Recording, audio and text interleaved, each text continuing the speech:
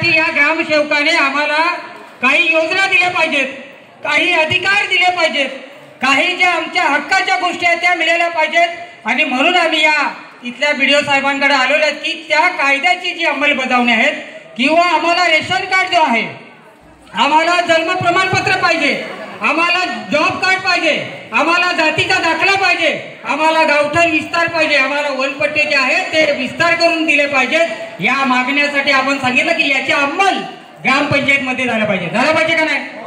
मग आम्ही घेण्यासाठी या ठिकाणी BDO साहेबांकडे की या कायद्याची अंमलबजावणी झाली पाहिजे। यासाठी तुम्हाला काही 20 तारखेपासून महाराष्ट्रभर आंदोलनं झाली। त्यात विजय भाऊ तुम्हाला सांगतीलच की ठाण्यामध्ये 20 तारखेपासून आतापर्यंत आंदोलन चालू झाले वनपट्ट्याच्या बाबतीत। वनपट्टा हा आपल्या हक्काचा आहे ना, मग वनपट्टा हक्काचा असताना त्याची आपल्याला खातेफोड झाली पाहिजे का नाही? त्याची मोजणी झाली पाहिजे, त्याचं क्षेत्र वाढले पाहिजे। याच्यासाठी ठाण्यामध्ये आंदोलन झालं। 20 तारखेला जिल्हा परिषद झालं आणि शिष्टमंडळ झालं। त्याच्यामध्ये आपल्याला एक मुद्दत किंवा एक आपल्याला आनंदाची गोष्ट ते विजय भाऊ सांगतीलच की एक कायदा आपल्या बाजूने झालेला आहे। आणि हा कायदा आपल्या बाजून झाल्यानंतर आता ग्रामपंचायतमध्ये आपल्याला जायचं म्हणजे आता याच्या पुढची जी नियोजन जे करायचं की आम्हाला जन्म प्रमाणपत्र पाहिजे। या देशाला प्रत्येकाने सांगितलं की देशाला अनेक वर्ष झाली आणि देशाला अनेक वर्ष असताना याच्यामध्ये आम्हाला जन्म प्रमाणपत्र आताही मिळत नाही, आम्हाला जॉब कार्ड देत नाहीत, आम्हाला गावठण विस्तार म्हणजे उदाहरणार्थ की गावठण आम्हाला मिळायला पाहिजे। कायदा झाला 3-2चा प्रस्ताव प्रत्येकाने सांगितलं की वन हक्क कायदा 2006चा, याच्यामध्ये आमचा गावठण उद्या लोकसंख्या वाढली तर तुम्ही राहणार कुठे आहेत? राहणार कुठे आहेत? घर कुठे? प्रत्येकाला घर आलं तर घर कुठे बांधणार तुम्ही? डोक्यावर बांधणार आहेत?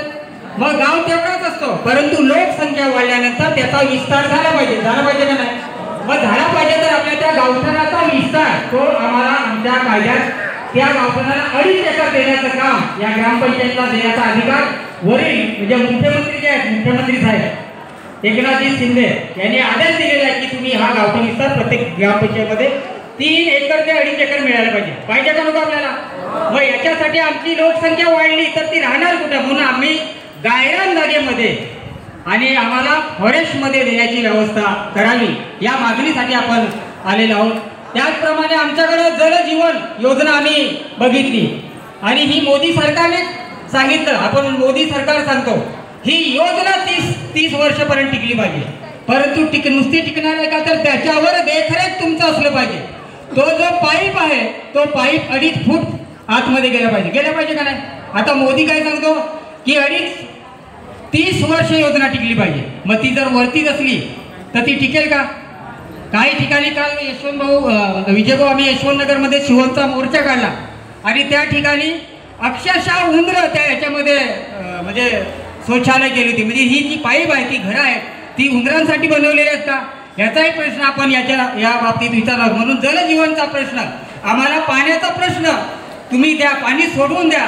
या योजनेमध्ये मोठ्या प्रमाणे भ्रष्टाचार झालेला आहे। या योजनेमध्ये तुम्ही जे पाईप टाकलेले आहेत ते 1 फुटावरती 1/2 फुटावरती टाकले आहेत। या योजनेचा चौकशी झाली पाहिजे आणि संबंधितावर गुन्हे दाखल झाले पाहिजे या मागणीसाठी आपण आलेलो आहोत।